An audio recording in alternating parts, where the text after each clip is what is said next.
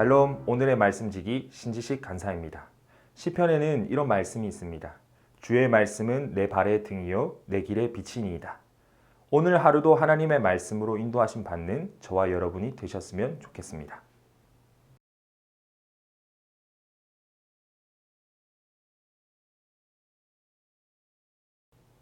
오늘 본문 말씀은 어제 말씀과 연결되어 공예배 시의 기도에 대해 이야기하는 것으로 시작하고 있습니다. 8절에서는 바울은 남자들에게 기도에 대해서 말하면서 분노와 다툼이 없는 거룩한 손을 들고 기도하기를 원한다라고 말하고 있습니다.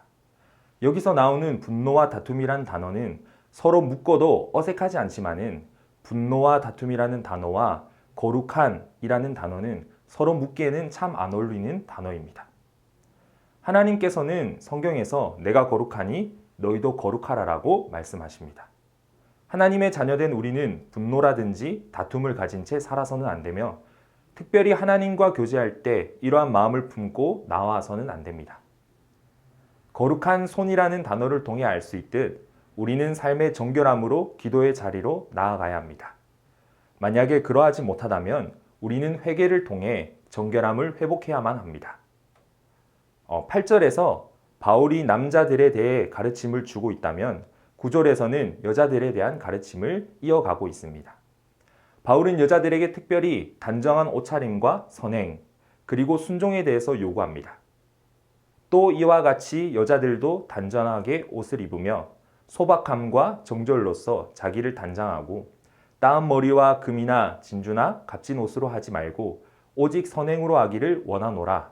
이것이 하나님을 경외한다는 자들에게 마땅한 것이니라.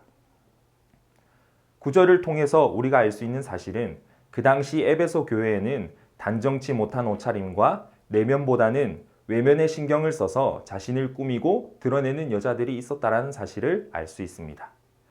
바울은 이러한 여자들에게 외면을 가꾸기보다는 내면을 가꾸고 선을 행하는 것이야말로 진정한 아름다움임을 이야기하고 있습니다. 또한 이것이 하나님을 경외한다고 말하는 자들에게 마땅한 것이라고 말하고 있습니다. 에베소 지역은 로마의 중요 도시 중에 하나로서 경제적으로 매우 부유한 도시였습니다. 그뿐만이 아니라 철학과 예술, 문화의 중심지이기도 했으며 아데미 신전을 통한 여사제들의 음란한 행위들이 만연했었던 곳이기도 합니다.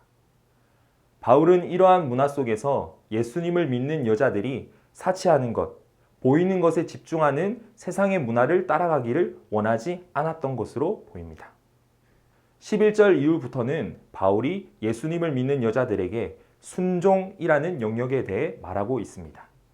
언뜻 보면은 바울의 이 말이 여자들의 입장에서 남녀의 우열을 가리는 것 같아 거북해 보이기도 합니다. 하지만 이 말씀은 그 당시 시대적 배경 상황 속에서 해석하는 것이 필요합니다.